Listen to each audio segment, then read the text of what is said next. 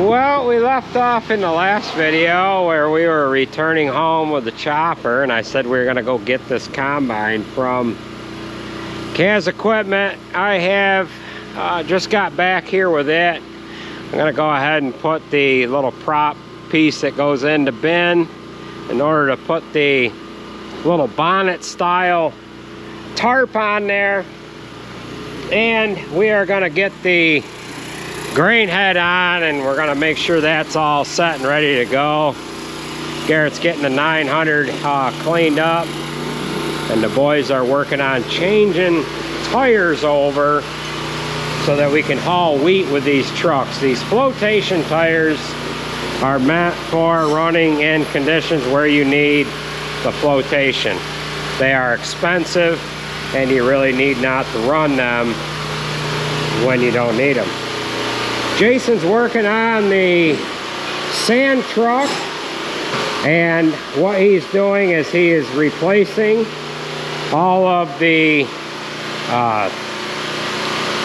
bearings on the, kind of like a bogie wheel. It's essentially what it is a snowmobile track that they use for the conveyor on the front of this machine. Now, we ended up putting a new bed assembly on this a couple of years ago, and the original components, more or less, is the belt conveyor on the front. We have to replace this belt about once a year, and usually when it comes time to replace this, these drive cogs are usually wore out right down to the point where there's not much of a cleat on there to grab against the little pegs that are on the bottom of what I would call the snowmobile track. Now, the only difference that this piece of rubber has from an actual snowmobile track is it doesn't have the open centers that a snowmobile track has, where the individual drive cog from the snowmobile drive sits through. This would be cut out right here. So I don't know what size this is. This is probably a 0.85 cleat that's on it, and it is, I don't know, is it Camoplast? I don't know what style, what kind of track. Yes, it is Camoplast track. I don't know if it's a, what size track do you think that is? You think that's a long track, or is it a short track? Jay would know. He's our expert snowmobile guy, so we really don't know. You think it's a 137? It's not a 144 or a 155? Yeah. I don't know. But, yeah, maybe it's written. Yeah, it's not on there. But at any rate, the old one is right over here, and the reason why we are replacing it, well, a couple of different reasons. One, we had a new one on the shelf, and two, these cleats are slightly wore off here. We probably would get another year out of this, but at this point, we really don't want to monkey around with it. So this is the drive cog end here. These are all wore out. We would get a little bit more time out of it, but the center bearings where the track rides in the center, that was mainly wore out, so we figured we would change everything, and that's what we have with the idler end. This is what the drive end looked like, and that is why he is replacing everything here. He just has to weld down his idler, well, you'd call them bogie wheels. And these bogie wheels, we used to run the plastic ones, and now they have machined metal bogies themselves. I don't know if he's got a pile of the old ones here. Yeah, here they are, right here. So that's what the old ones looked like. They were rubber encased over a, I don't know if that's aluminum in there or not, but these new ones here are metal, and they should last a lot longer. at any rate, that is what it is. So we're gonna go ahead and get our tarp on, get our head working, and we're gonna get moved over into where we're gonna start with wheat first. And we probably won't be able to start. The ground was wet from the rain that we got, and I don't know if it's exactly ready to go yet or not, but by the time we get to it, maybe we can try some.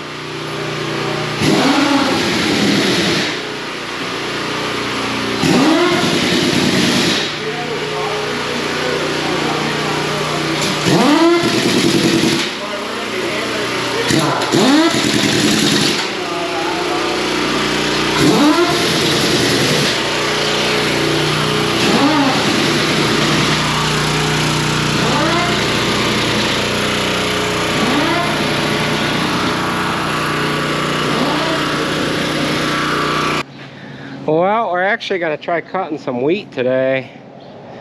We're trying to get these grain doors sealed up a little better. You ready to truck some wheat? You think so?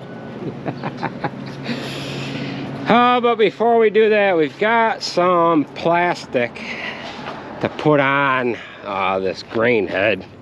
I've got 3 little short pieces that were dragging a little bit, and this larger one that goes on the left side of this head here has to be replaced as well. So we'll put them on, run this for a hot minute, and put it on the grain cart, header cart, and we'll head over, right? What do you think? Huh? Do you guys know that I got flagged for the video from when Charlotte was running the combine 9 years ago? Yeah, 7 years ago. 7 years ago. Yeah, I'm gonna have to have her do it again today. So, yeah, I had a video removed, and it was flagged because we were putting a child in a dangerous position. Yeah. So from now on, we're not going to disclose how old these kids are. We're all 18. He's 19. She's 23. So everybody is of age here. Oh my God. So there's just a rivet that we're going to punch in there. And then we'll be able to get going here. All right, you ready, Andrew? This is how to get stuff up into there. Just hold it into place with a couple of rivets in. And you got it?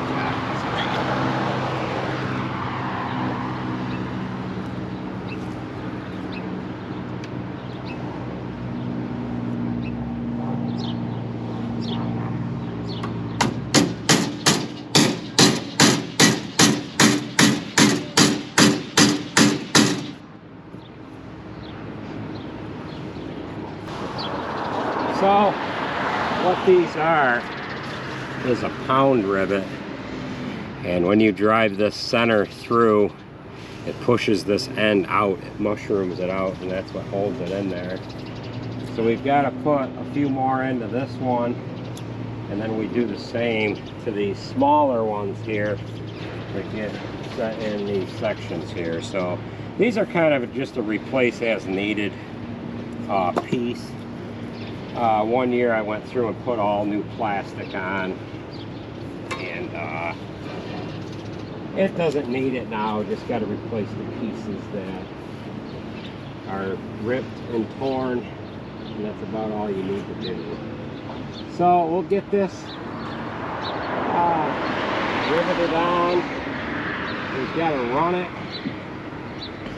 and then we can load it back onto the header cart, and we can roll out of here. We've got to go like 18 miles from here to where we have wheat. We've got wheat that's just a couple miles away, but it's not ready yet.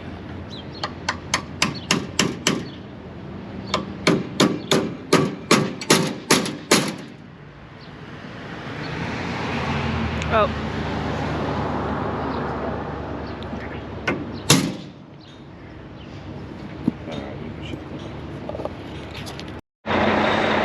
Well, we've got all the plastic on the head. Now we're just going to run it here for a second and get this loaded onto the header cart. They've got these trucks about ready to go. They just need to blow some haylage off of there. They're working on grain doors, getting tailgates buttoned up, taped shut. Andrew's going to take the parts that we have in that box for the combine up and put it away.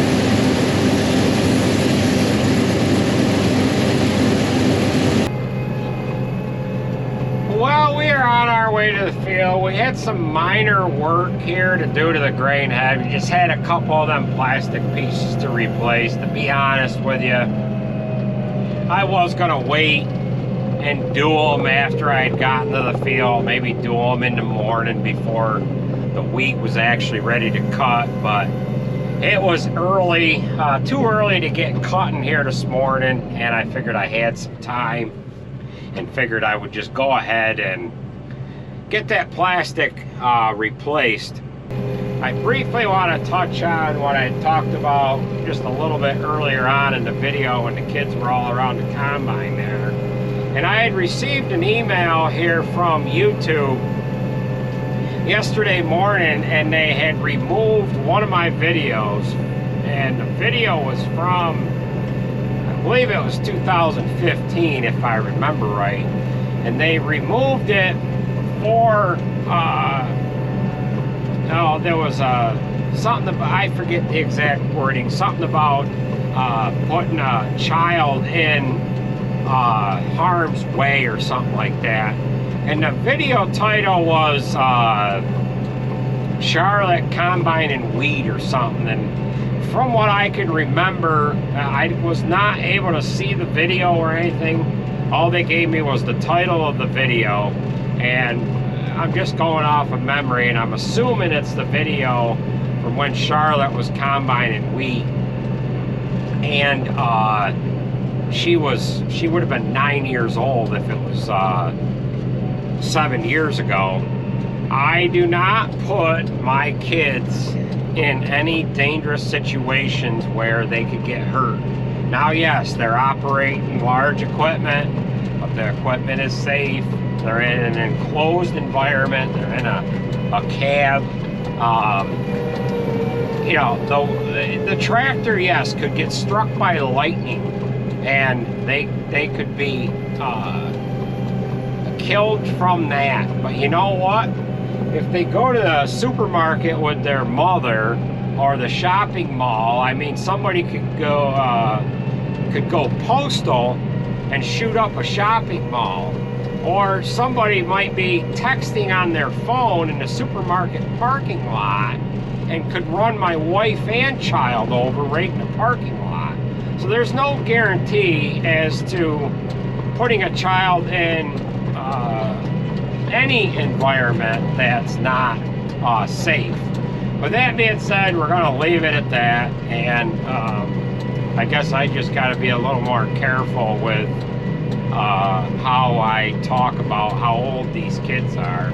I mean, for all Google knows, Andrew could be a dwarf. He could be a 30-year-old dwarf. But at any rate, Andrew's been running equipment since he's been 7 or 8 years old by himself. I think nothing of it. And my kids can operate equipment better than most adults can. You know, that's just the God's honest truth. So we'll kind of leave that where it lay. I did appeal the video that got removed, and they sent me a reply back like immediately. We reviewed your content carefully and had confirmed that it violates our child safety policy. We know this is probably disappointing news, but it's our job to make sure that YouTube is a safe place for all. I mean, come on. Have you seen the dumb videos of some of these channels that have 1, 2, and 3 million subscribers, where they're doing dumb things just to get views? And any of the participants in the videos are, you know, they're paid, they're essentially employees of the actual channel, and they do dumb things just to make views.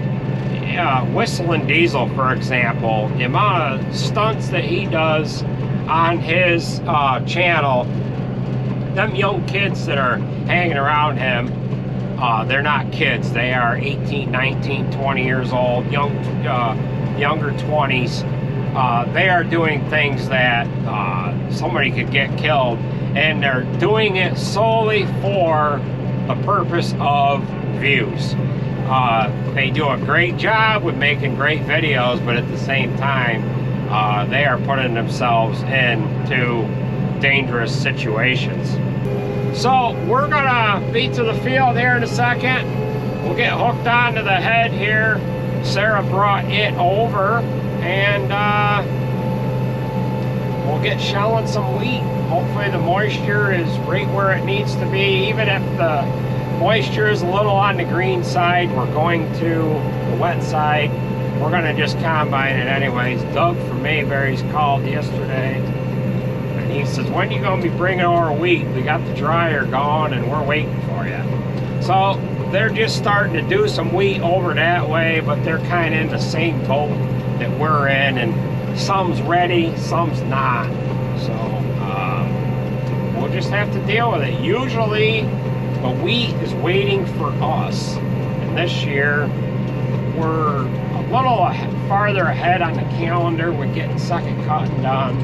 It's the 15th of July right now, and usually we're doing wheat like the 20th or 25th, somewhere around there. We have seen wheat ready around the 4th of July, but that was real early. Usually the wheat is ready by about the 20th or so of July in this area here. So we are just pulling on the Sheets Road, and I gotta find out where Sarah put the grain head, because I'm gonna need it. So we'll join up with you in a little while here. All right, we will see how this goes, I guess.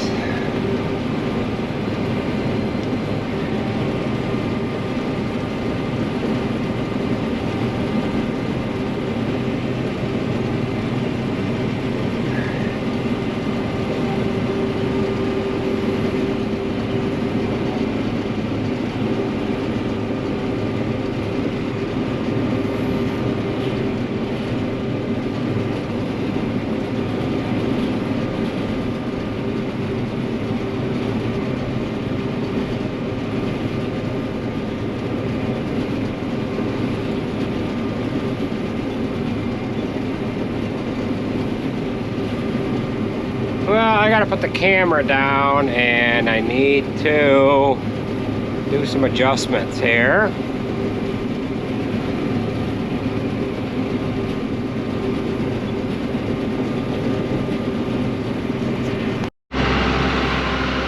Well, this is the first bin load of wheat. We can't combine on the go because we're getting, well, our second time around here, and it's just a little too tight. So I have elected to stop. So we got a brand new auger in there. The auger extension, the tube that is new, but it came off of it was a takeoff, and it has a new boot on there, and I didn't know it, but I had a used boot that would have probably worked. Looks like I got a little bit of a leak right on the bottom there, but it doesn't really matter. The trouble with wheat is it pours like water, and you know, it'll find its way through the smallest of holes. They ended up putting a new fold-out cylinder for the auger on that grain buggy, and they had a hydraulic hose to replace on it as well. So we need to do some calibrations here before we go too much farther. But this one bin load here was about 11,000 pounds, and we'll keep at it. Get another couple more of these, and Alex should be able to take a load here in a little while.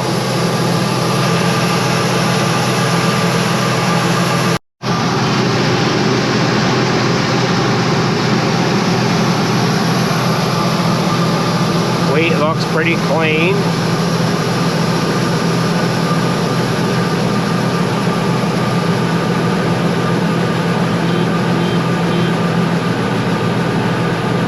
Auger unloads a lot faster too, I do notice that.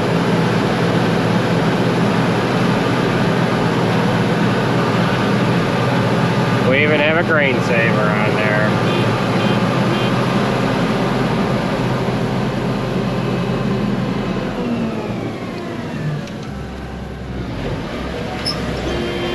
All right, we'll get after it here.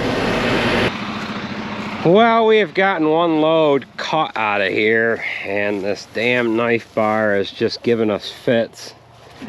So we're gonna go ahead and replace it. It feels sharp, but we get into some of the spots where the wheat is down a little bit and it just has problems. So we're gonna go ahead and replace it. It's a couple of years old. I thought it was going to be able to get through this year, but it doesn't appear that it wants to participate here. So this knife bar comes in 3 sections, and what we need to do is we need to get this end here off, roll this up out of the way, and then pull the whole knife bar out. We'll take up a few of these keepers here, or hold downs rather, and then we can very neatly pull it out and then slide the new one in. I've got the mechanism that hooks it to this little wobble box unit here. Got that pulled out of the knife bar, and I've got the head pinned up in the air.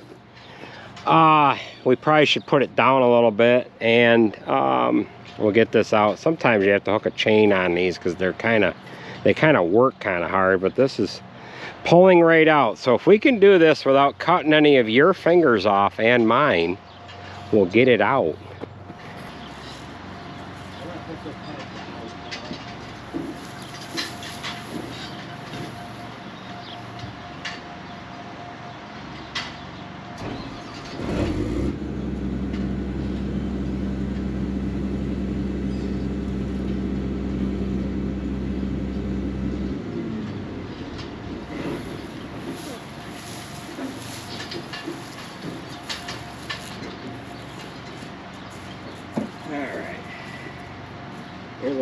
for you too. Now, the rags are only to help stop the bleeding, okay?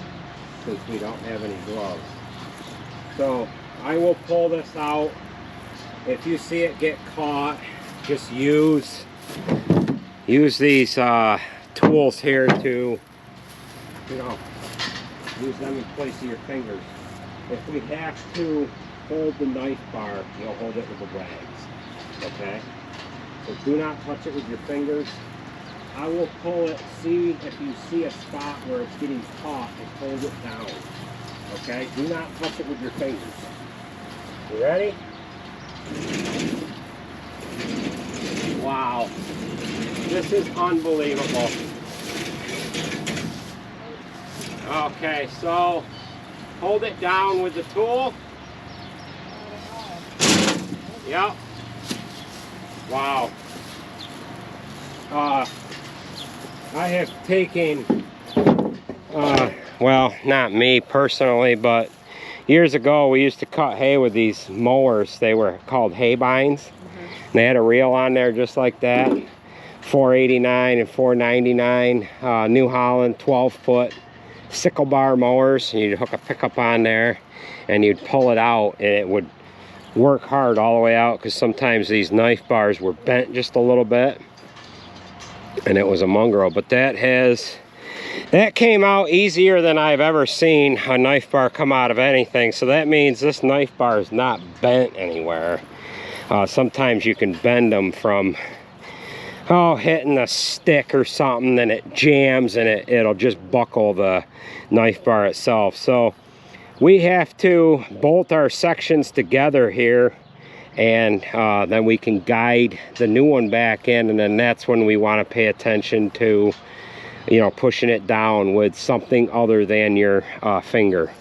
So we'll get this new one ready to go in, and we'll show you how that goes together.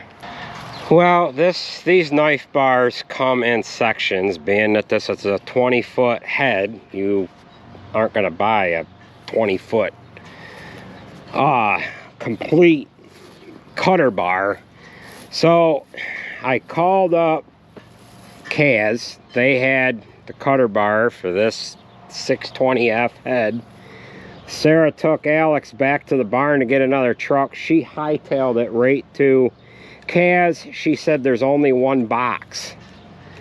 So I said, well, only one box? Well, you could put 3 of these knife bars in one box. But they only had the drive section and the middle. They didn't have the end. One of our other guys is ordered a D&W diesel now, and he was going to grab the other 2 sections that we need from O'Hara's.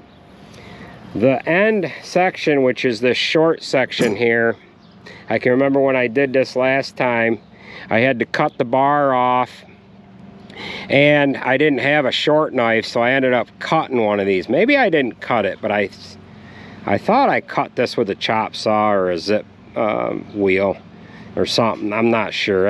This might be the appropriate one. But at any rate, we can't cut a knife bar in the field because I don't have I don't have a cutting wheel. So we took the old knives off of this short section because we're waiting for him to get here. He's going to have a new section. We'll just bolt this old one on there where it needs to be, or unbolt the new one, or whatever, what have you, so that we know where to cut that off. And then what we'll do is we'll take these knife bar sections, being that they're straight, and we'll take all the old knives off, put new ones on. And then what the big guys do, the big guys, the guys that cut a lot of acres, what they'll do is they'll have a spare knife bar tucked in this tube right here. As you can see, we don't have one tucked in there, and we would obviously need to put some kind of a cap on that or something to be able to get a spare knife bar in there. That way you can just pull your old one out, stuff your new one in, and just keep going like big time, right? So we're just waiting for Lukens to get here. We'll bolt the middle section on, and then we'll bolt this end section on, and we'll get going here. So I should have replaced this, but we don't have to replace these every year. Now these knives, they look very sharp, and believe me, they are. But you can kind of see that this very tip is wore quite a bit. And when that happens, what it starts doing is it starts snarling. Kind of like a dull pair of scissors will take a piece of paper and fold it. And that's what the head was doing in this wheat. It was folding the straw over, and then the head would overwork itself, and it would get itself all unhappy. So I should have just changed it. But what we'll do, like I said, we'll get these sections, bolt all the knives on there, and have it for a spare. The last knife bar that we replaced when we replaced this one was bent, so that's why we didn't have a spare bar.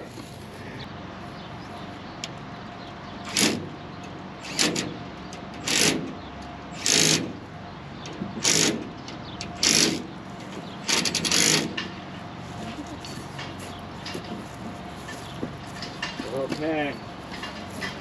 Yeah, we can set it.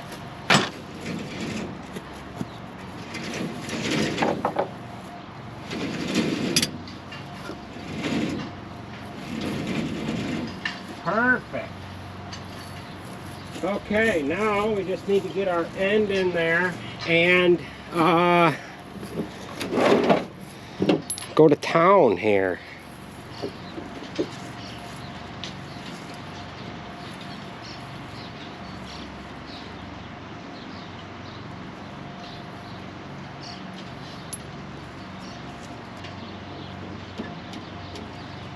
Okay, pick up that impact.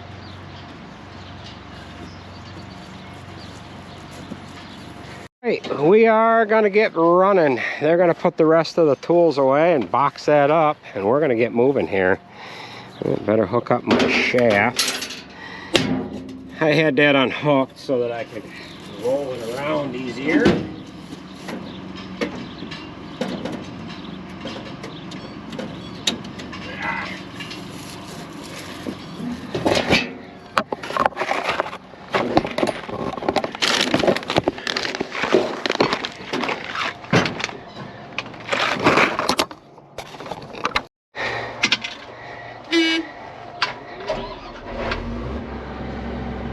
Okay, we'll back away from these guys so that we ain't interfering with what they have going on.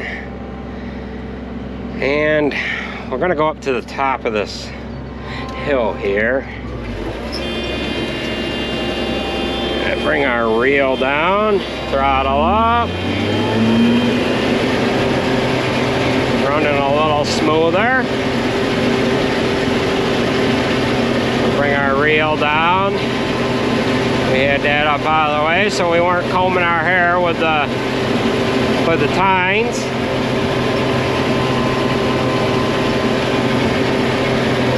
And we'll go ahead and step up into place here.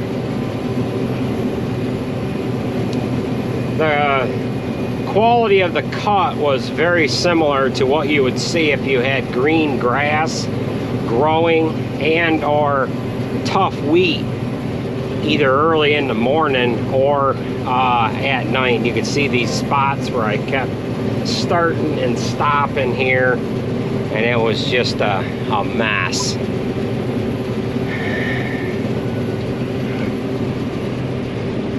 Before we dive that down, I gotta get back on my page here on here.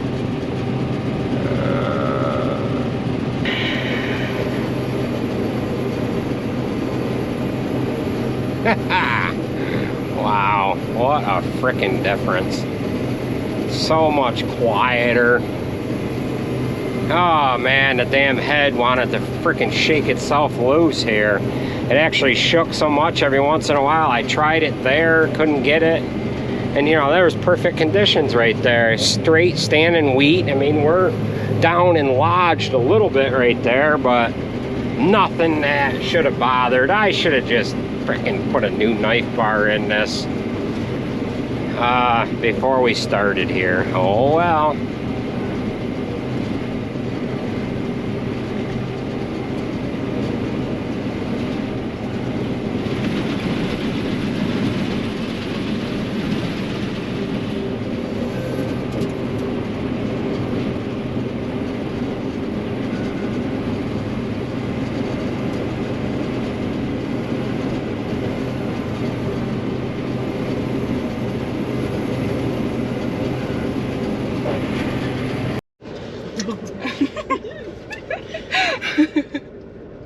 Oh goodness.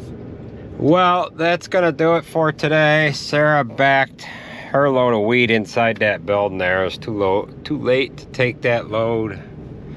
Tonight we've got about half of that piece done that we are working on. We got another little field on this side here, one across from the barn. And we have a chauffeur here. Hi guys. Charlotte got her permit. How long have you had that? About a month now? I think so. Yeah. Yeah. So she's gonna drive us home. Do we stop and get a refreshment? Okay. I legally probably shouldn't be drinking one because I'm supposed to be the adult licensed driver, but we do have another adult in the back that has a license. So if we get stopped, we could just say that Sarah is the... Going, right? Yeah, you can go to the right. Yeah, you can go either way. We got that piece right there too, and then there's some hay on the hill there that's cut that we're gonna bale. Whoa, oh, wait a minute. Lord, he came out of nowhere. Yeah, he came out of nowhere. Yeah. All right, let's get us home safely here. I'll try my best. Oh, okay. Yeah. This might be. So what'd you think of running the grain buggy today after not running it last year?